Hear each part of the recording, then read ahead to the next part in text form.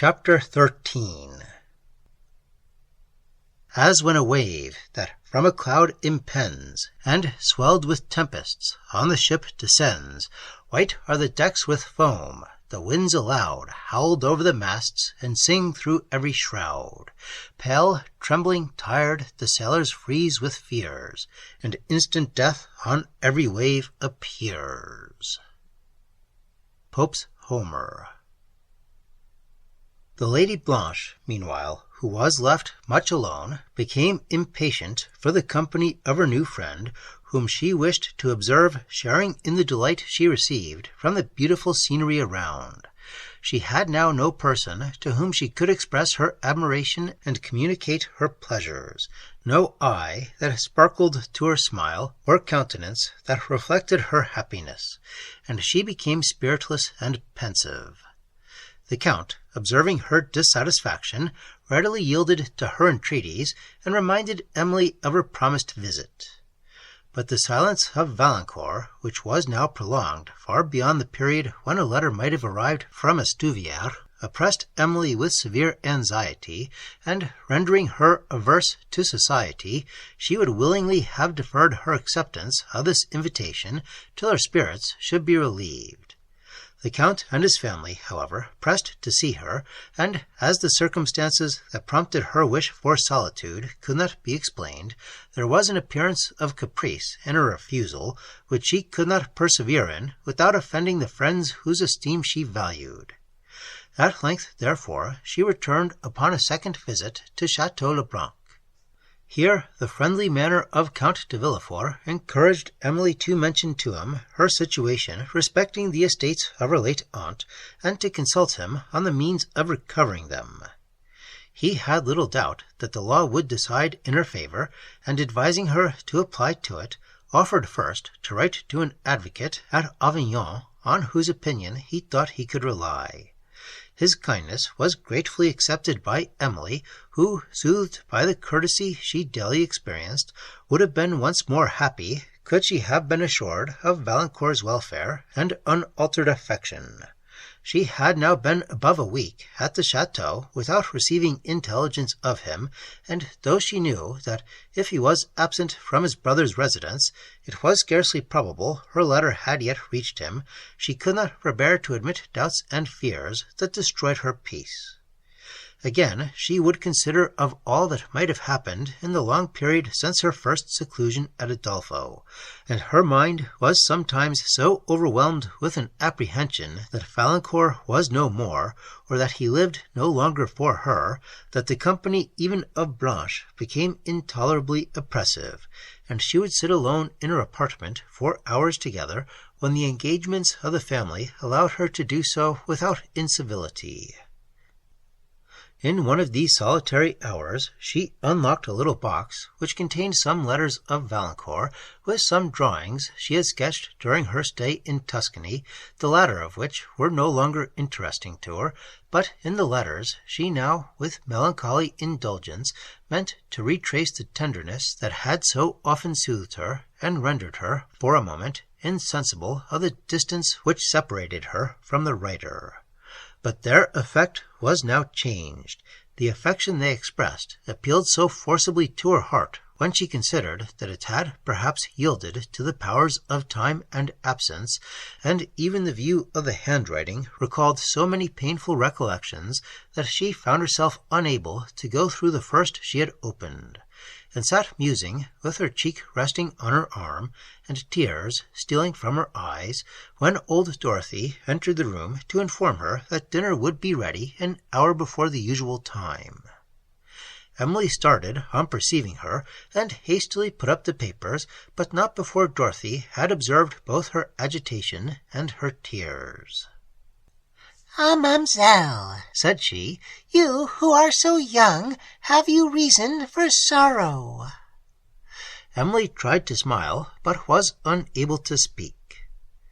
"Alas, dear young lady, when you come to my age, you will not weep at trifles, and surely you have nothing serious to grieve you?" "No, Dorothy, nothing of any consequence," replied Emily. Dorothy, now stooping to pick up something that had dropped from among the papers, suddenly exclaimed, "Holy Mary, what is it I see?" and then, trembling, sat down in a chair that stood by the table. "What is it you do see?" said Emily, alarmed by her manner, and looking round the room. "It is herself," said Dorothy, "her very self, just as she looked a little before she died." Emily, still more alarmed, began now to fear that Dorothy was seized with sudden frenzy, but entreated her to explain herself. "That picture," said she, "where did you find it, lady? It is my blessed mistress herself." She laid on the table the miniature which Emily had long ago found among the papers her father had enjoined her to destroy, and over which she had once seen him shed such tender and affecting tears, and recollecting all the various circumstances of his conduct that had long perplexed her, her emotions increased to an excess which deprived her of all power to ask the questions she trembled to have answered, and she could only inquire whether Dorothy was certain the picture resembled the late Marchioness. "Oh, ma'amselle," said she, "how came it to strike me so, the instant I saw it, if it was not my lady's likeness?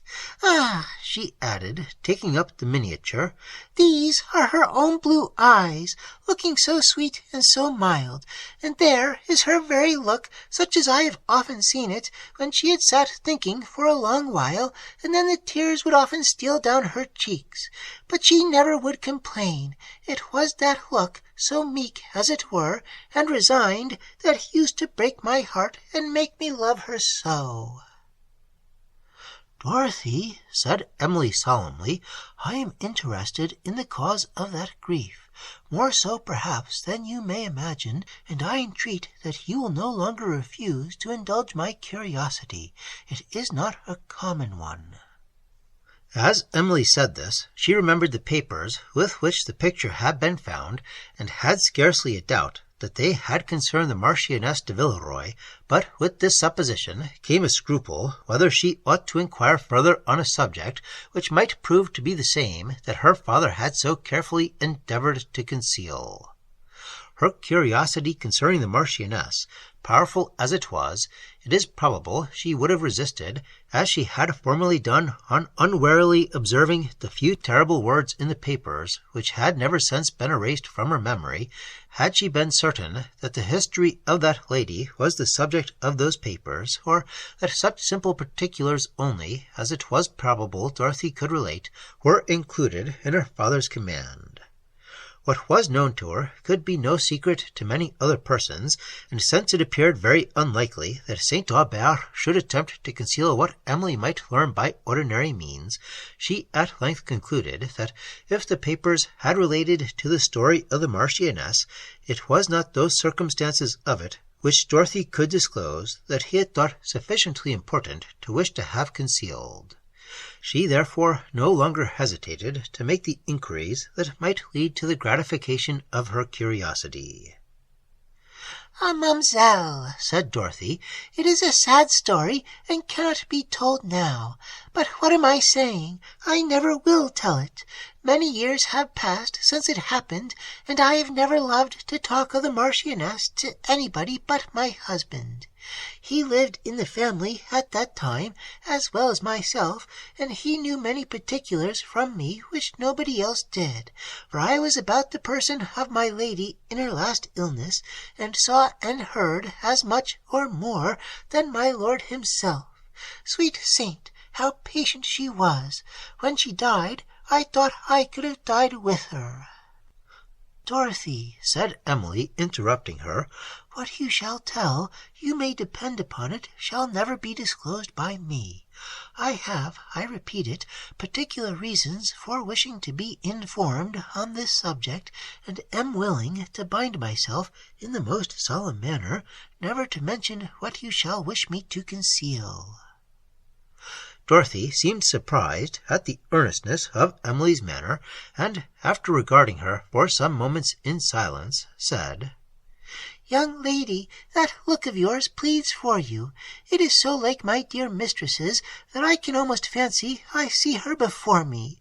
If you were her daughter, you could not remind me of her more. But dinner will be ready. Had you not better go down?" "You'll first promise to grant my request," said Emily. "And ought you not first tell me, ma'amselle, how this picture fell into your hands, and the reasons you say you have for curiosity about my lady?" "I know, Dorothy," replied Emily, recollecting herself. "I have also particular reasons for observing silence on these subjects, at least till I know further. And remember, I do not promise ever to speak upon them. Therefore do not let me induce you to satisfy my curiosity from an expectation that I shall gratify yours. What I may judge proper to conceal does not concern myself alone, or I should have less scruple in revealing it. Let a confidence in my honor alone persuade you to disclose what I request."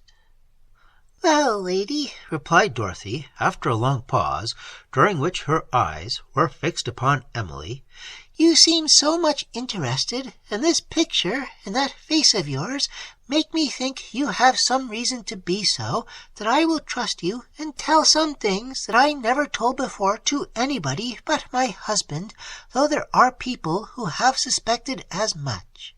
I will tell you the particulars of my lady's death, too, and some of my own suspicions, but you must first promise me by all the saints."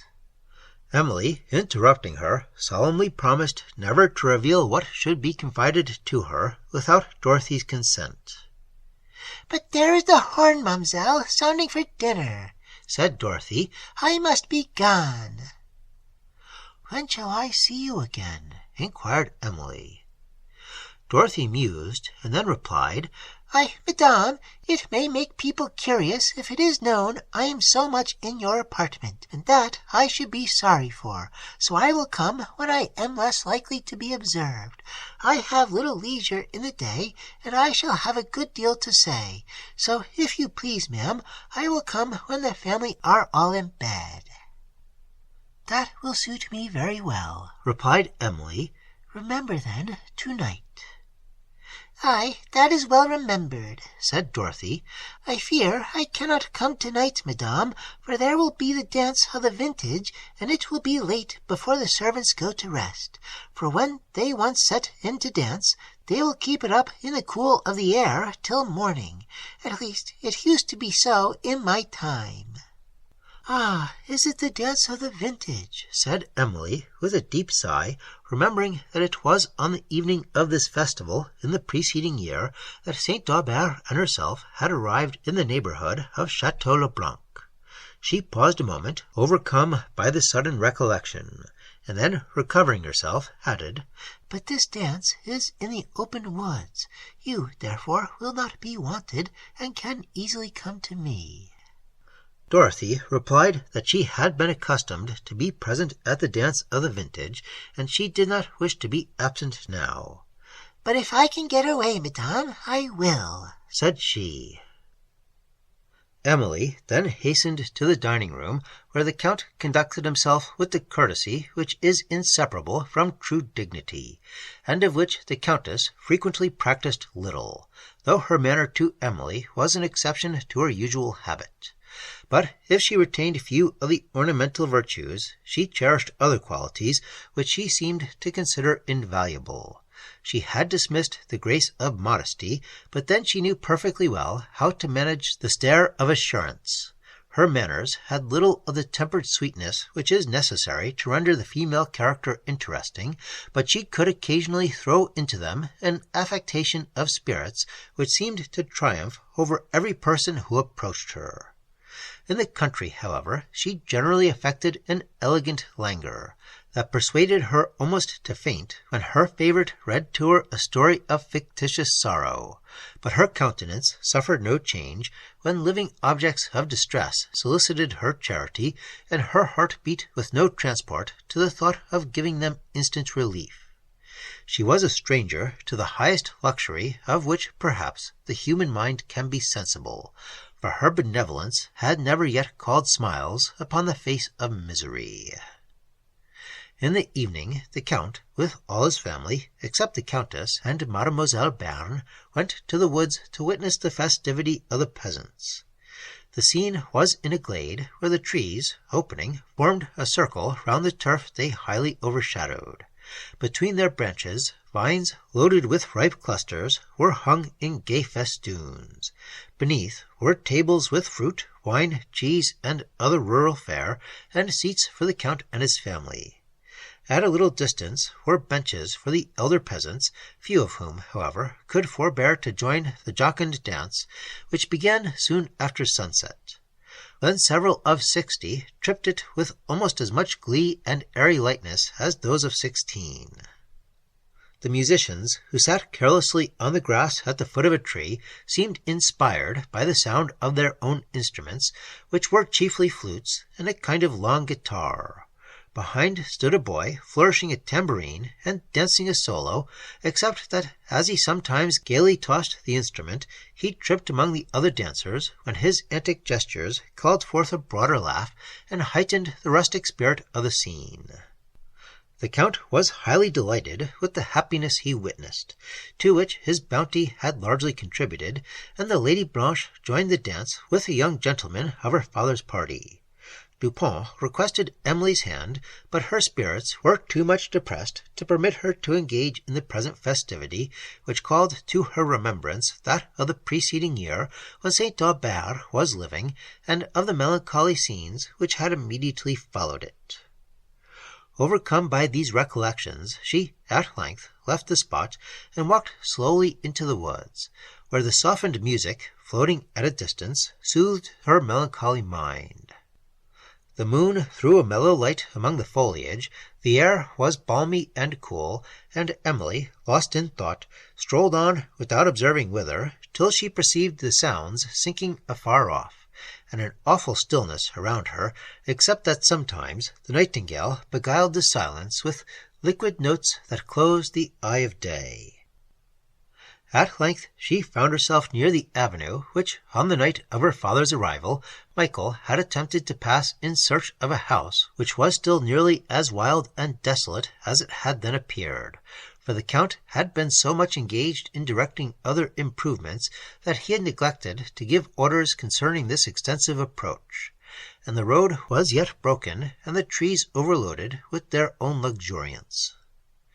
As she stood surveying it, and remembering the emotions which she had formerly suffered there, she suddenly recollected the figure that had been seen stealing among the trees, and which had returned no answer to Michael's repeated calls, and she experienced somewhat of the fear that had then assailed her, for it did not appear improbable that these deep woods were occasionally the haunts of banditti. She therefore turned back, and was hastily pursuing her way to the dancers, when she heard steps approaching from the avenue, and being still beyond the call of the peasants on the green, for she could neither hear their voices or their music, she quickened her pace, but the persons following gained fast upon her, and at length, distinguishing the voice of Henry, she walked leisurely till he came up. He expressed some surprise at meeting her so far from the company, and on her saying that the pleasant moonlight had beguiled her to walk farther than she intended, an exclamation burst from the lips of his companion, and she thought she heard Valancourt speak. It was indeed he, and the meeting was such as may be imagined between persons so affectionate, and so long separated as they had been. In the joy of these moments, Emily forgot all her past sufferings, and Valancourt seemed to have forgotten that any person but Emily existed, while Henry was a silent and astonished spectator of the scene. Valancourt asked 1,000 questions concerning herself and Montoni, which there was no time to answer, but she learned that her letter had been forwarded to Paris, while he was on the way to Gascony, where, however, at length it informed him of her arrival in France, and he immediately set out for Languedoc. On reaching the monastery whence she had dated this letter, he found to his extreme disappointment that the gates were already closed for the night, and believing that he should not see her till the morrow, he was returning to his little inn with the intention of writing to her, when he was overtaken by Henry, with whom he had been intimate at Paris, and was led to her, whom he was secretly lamenting that he should not see till the following day. Emily, with Valancourt and Henry, now returned to the green, where the latter presented Valancourt to the Count, who, she fancied, received him with less than his usual benignity, though it appeared they were not strangers to each other. He was invited, however, to partake of the diversions of the evening, and when he had paid his respects to the Count, and while the dancers continued their festivity, he seated himself by Emily, and conversed without restraint. The lights which were hung among the trees allowed her a more perfect view of the countenance she had so frequently in absence endeavoured to recollect, and she perceived with some regret that it was not the same as when last she saw it. There was all its wonted intelligence and fire, but it had lost much of the simplicity and somewhat of the open benevolence that used to characterize it. Still, however, it was an interesting countenance, but Emily thought she perceived, at intervals, anxiety contract and melancholy fix the features of Valancourt. Sometimes, too, he fell into a momentary musing, and then appeared anxious to dissipate thought, while at others, as he fixed his eyes on Emily, a sudden kind of horror seemed to cross his mind. In her he perceived the same goodness and beautiful simplicity that had charmed him on their first acquaintance. The bloom of her countenance was somewhat faded, but all its sweetness remained, and it was rendered more interesting than ever by the faint expression of melancholy that sometimes mingled with her smile.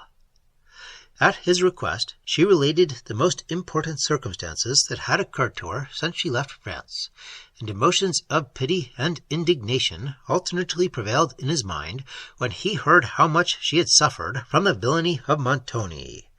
More than once, when she was speaking of his conduct, of which the guilt was rather softened than exaggerated by her representation, he started from his seat and walked away, apparently overcome as much by self-accusation as by resentment. Her sufferings alone were mentioned in the few words which he could address to her, and he listened not to the account which she was careful to give as distinctly as possible of the present loss of Madame Montoni's estates, and of the little reason there was to expect their restoration. At length Valancourt remained lost in thought, and then some secret cause seemed to overcome him with anguish. Again he abruptly left her. When he returned, she perceived that he had been weeping, and tenderly begged that he would compose himself. "My sufferings are all past now," said she, "for I have escaped from the tyranny of Montoni, and I see you well. Let me also see you happy." Valancourt was more agitated than before. "I am unworthy of you, Emily," said he. "I am unworthy of you," words, by his manner of uttering which, Emily was then more shocked than by their import. She fixed on him a mournful and inquiring eye. "Do not look thus on me," said he, turning away and pressing her hand. "I cannot bear those looks." "I would ask," said Emily, in a gentle but agitated voice, "the meaning of your words, but I perceive that the question would distress you now. Let us talk on other subjects. Tomorrow, perhaps, you may be more composed. Observe those moonlit woods, and the towers which appear obscurely in the perspective. You used to be a great admirer of landscape, and I have heard you say that the faculty of deriving consolation under misfortune from the sublime prospects which neither oppression nor poverty withhold from us was the peculiar blessing of the innocent." Valancourt was deeply affected. "Yes," replied he, "I had once a taste for innocent and elegant delights. I had once an uncorrupted heart." Then checking himself, he added, "Do you remember our journey together in the Pyrenees?" "Can I forget it?" said Emily. "Would that I could," he replied. "That was the happiest period of my life. I then loved with enthusiasm whatever was truly great or good.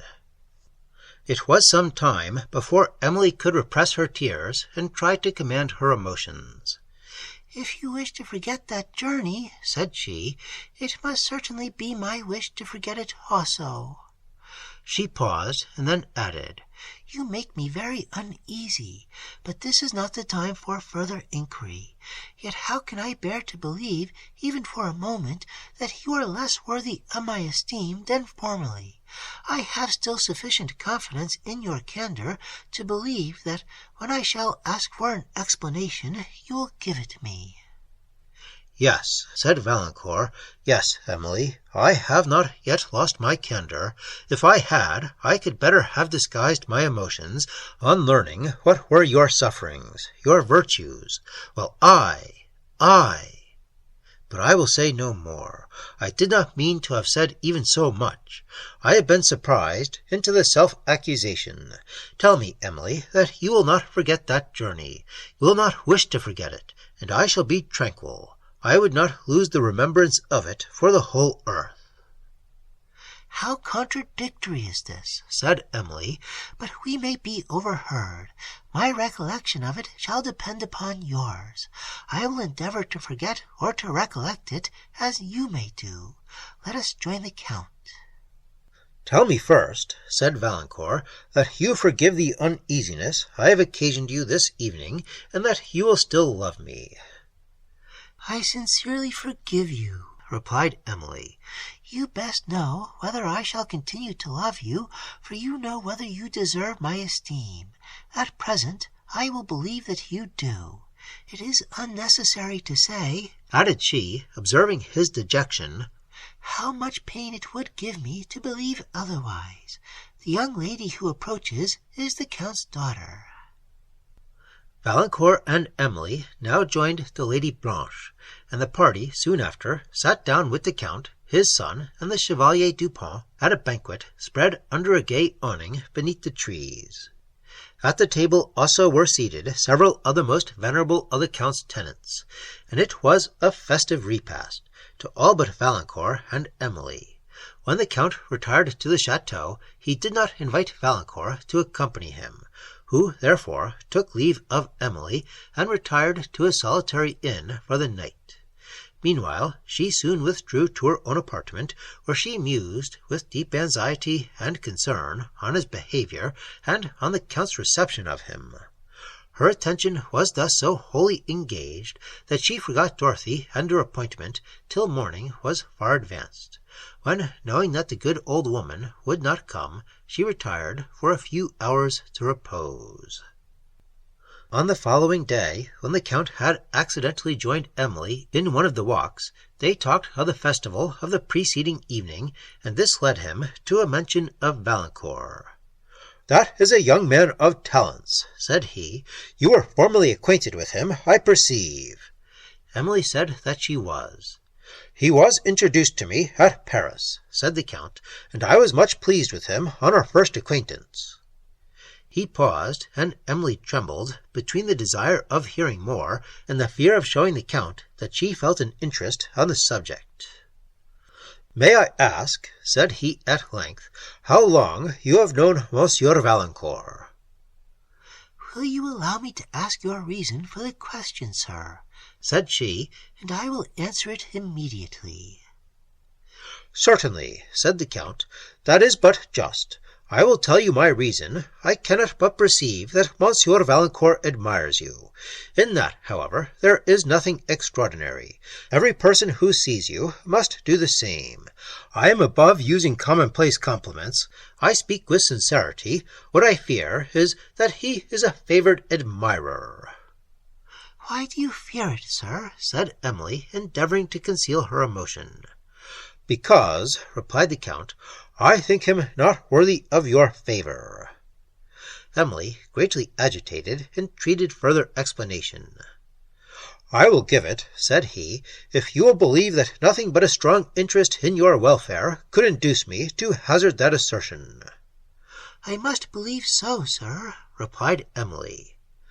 But let us rest under these trees," continued the Count, observing the paleness of her countenance. "Here is a seat. You are fatigued."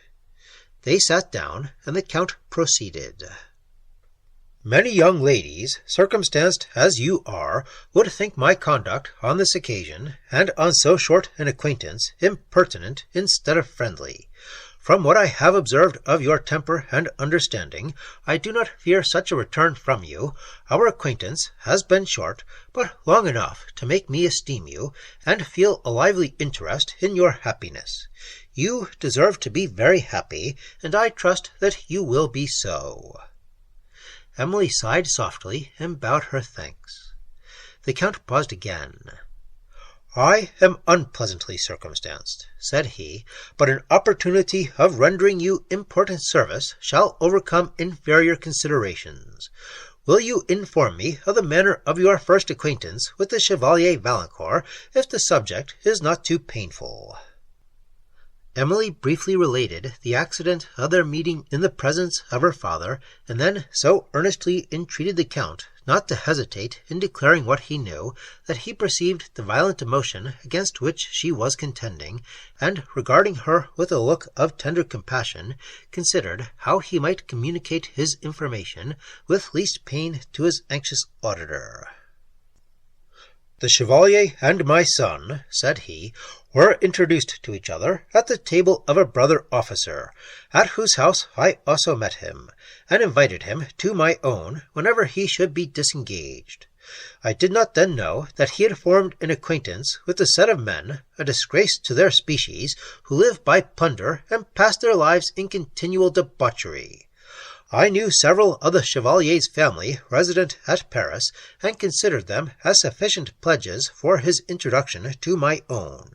But you are ill. I will leave this subject." "No, sir," said Emily. "I beg you will proceed. I am only distressed." "Only," said the Count with emphasis. "However, I will proceed.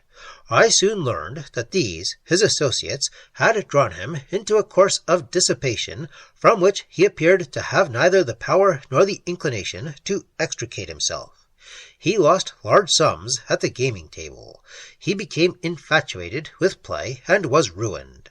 I spoke tenderly of this to his friends, who assured me that they had remonstrated with him till they were weary.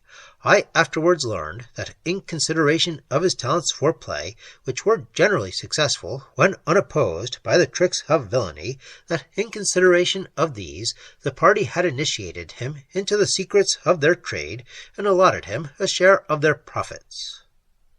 "Impossible," said Emily suddenly. "But pardon me, sir, I scarcely know what I say. Allow for the distress of my mind. I must believe that you have not been truly informed. The Chevalier had doubtless enemies who misrepresented him." "I should be most happy to believe so," replied the Count, "but I cannot. Nothing short of conviction and a regard for your welfare could have urged me to repeat these unpleasant reports." Emily was silent.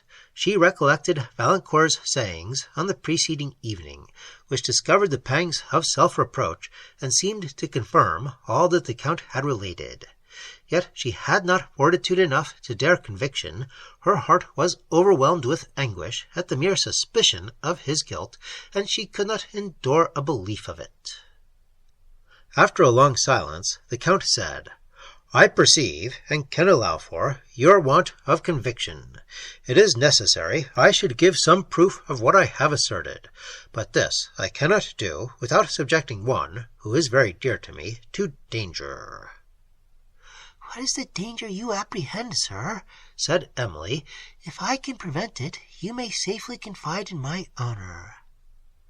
"On your honour I am certain I can rely," said the Count. "But can I trust your fortitude? Do you think you can resist the solicitations of a favoured admirer when he pleads in affliction for the name of one who has robbed him of a blessing?" "I shall not be exposed to such a temptation, sir," said Emily with modest pride, "for I cannot favour one whom I must no longer esteem. I, however, readily give my word." Tears, in the meantime, contradicted her first assertion, and she felt that time and effort only could eradicate an affection which had been formed on virtuous esteem and cherished by habit and difficulty. "I will trust you, then," said the Count, "for conviction is necessary to your future peace, and cannot, I perceive, be obtained without this confidence. My son has too often been an eye-witness of the Chevalier's ill conduct. He was very near being drawn in by it. He was, indeed, drawn into the commission of many follies, but I rescued him from guilt and destruction. Judge, then, Mademoiselle St. Aubert, whether a father, who had nearly lost his only son by the example of the Chevalier, has not, from conviction, reason to warn those whom he esteems against trusting their happiness in such hands. I have myself seen the Chevalier engaged in deep play with men whom I almost shuddered to look upon. If you still doubt, I will refer you to my son." "I must not doubt what you have yourself witnessed," replied Emily, sinking with grief, "or what you assert, but the Chevalier has, perhaps, been drawn only into a transient folly which he may never repeat. If you had known the justness of his former principles, you would allow for my present incredulity." "Alas," observed the Count, "it is difficult to believe that which will make us wretched, but I will not soothe you by flattering and false hopes. We all know how fascinating the vice of gaming is, and how difficult it is also to conquer habit. The Chevalier might, perhaps, reform for a while, but he would soon relapse into dissipation. For I fear not only the bonds of habit would be powerful, but that his morals are corrupted. And why should I conceal from you that play is not his only vice? He appears to have a taste for every vicious pleasure." The Count hesitated and paused, while Emily endeavoured to support herself, as, with increasing perturbation, she expected what he might further say. A long pause of silence ensued, during which he was visibly agitated. At length he said, "It would be a cruel delicacy that could prevail with me to be silent, and I will inform you that the Chevalier's extravagance has brought him twice into the prisons of Paris, from whence he was last extricated, as I was told, upon authority which I cannot doubt, by a well-known Parisian countess, with whom he continued to reside when I left Paris." He paused again, and, looking at Emily, perceived her countenance change, and that she was falling from her seat. He caught her, but she had fainted, and he called loudly for aid. They were, however, beyond the hearing of his servants at the chateau, and he feared to leave her while he went thither for assistance, yet knew not how otherwise to obtain it, till a fountain at no great distance caught his eye, and he endeavoured to support Emily against the tree under which she had been sitting, while he went thither for water. Again he was perplexed, for he had nothing near him in which water could be brought, but while with increased anxiety he watched her, he thought he perceived in her countenance symptoms of returning life. It was long, however, before she revived, and then she found herself supported, not by the Count, but by Valancourt, who was observing her with looks of earnest apprehension, and who now spoke to her in a tone tremulous with his anxiety. At the sound of his well-known voice, she raised her eyes, but presently closed them, and a faintness again came over her. The Count, with the look somewhat stern, waved him to withdraw, but he only sighed heavily, and called on the name of Emily, as he again held the water that had been brought to her lips. On the Count's repeating his action, and accompanying it with words, Valancourt answered him with a look of deep resentment, and refused to leave the place till she should revive, or to resign her for a moment to the care of any person. In the next instant his conscience seemed to inform him of what had been the subject of the Count's conversation with Emily, and indignation flashed in his eyes, but it was quickly repressed, and succeeded by an expression of serious anguish that induced the Count to regard him with more pity than resentment, and the view of which so much affected Emily when she again revived, that she yielded to the weakness of tears. But she soon restrained them, and, exerting her resolution to appear recovered, she rose, thanked the Count and Henry, with whom Valancourt had entered the garden, for their care, and moved towards the chateau without noticing Valancourt, who, heart-struck with her manner, exclaimed in a low voice, "Good God! How have I deserved this? What has been said to occasion this change?" Emily, without replying, but with increased emotion, quickened her steps. "What has thus disordered you, Emily?" said he, as he still walked by her side. "Give me a few moments' conversation, I entreat you. I am very miserable." Though this was spoken in a low voice, it was overheard by the Count, who immediately replied that Mademoiselle St. Aubert was then too much indisposed to attend any conversation, but that he would venture to promise she would see Monsieur Valancourt on the morrow, if she was better. Valancourt's cheek was crimsoned. He looked haughtily at the Count, and then at Emily, with successive expressions of surprise, grief, and supplication, which she could neither misunderstand nor resist, and she said languidly, "I shall be better tomorrow, and if you wish to accept the Count's permission, I will see you then."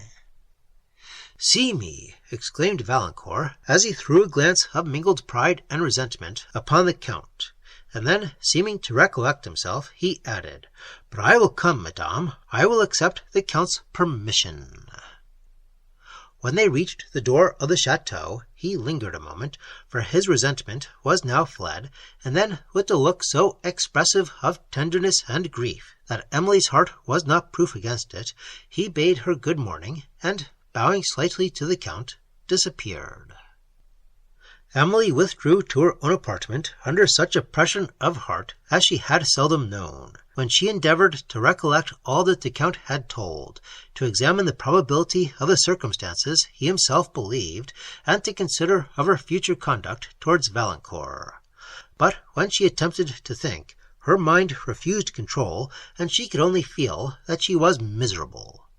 One moment she sunk under the conviction that Valancourt was no longer the same whom she had so tenderly loved, the idea of whom had hitherto supported her under affliction, and cheered her with the hope of happier days, but a fallen and worthless character whom she must teach herself to despise if she could not forget. Then, unable to endure this terrible supposition, she rejected it, and disdained to believe him capable of conduct such as the Count had described, to whom she believed he had been misrepresented by some artful enemy, and there were moments when she even ventured to doubt the integrity of the Count himself, and to suspect that he was influenced by some selfish motive to break her connection with Valancourt. But this was the error of an instant only. The Count's character, which she had heard spoken of by Dupont and many other persons, and had herself observed, enabled her to judge, and forbade the supposition. Had her confidence, indeed, been less, there appeared to be no temptation to betray him into conduct so treacherous and so cruel. Nor did reflection suffer her to preserve the hope that Valancourt had been misrepresented to the Count, who had said that he spoke chiefly from his own observation and from his son's experience. She must part from Valancourt, therefore, for ever, for what of either happiness or tranquillity could she expect with a man whose tastes were degenerated into low inclinations, and to whom vice was become habitual, whom she must no longer esteem, though the remembrance of what he once was, and the long habit of loving him, would render it very difficult for her to despise him. "Oh, Valancourt," she would exclaim, "having been separated so long, do we meet only to be miserable, only to part for ever?" Amidst all the tumult of her mind, she remembered pertinaciously the seeming candour and simplicity of his conduct on the preceding night, and had she dared to trust her own heart, it would have led her to hope much from this. Still, she could not resolve to dismiss him for ever without obtaining further proof of his ill conduct. Yet she saw no probability of procuring it, if indeed proof more positive was possible.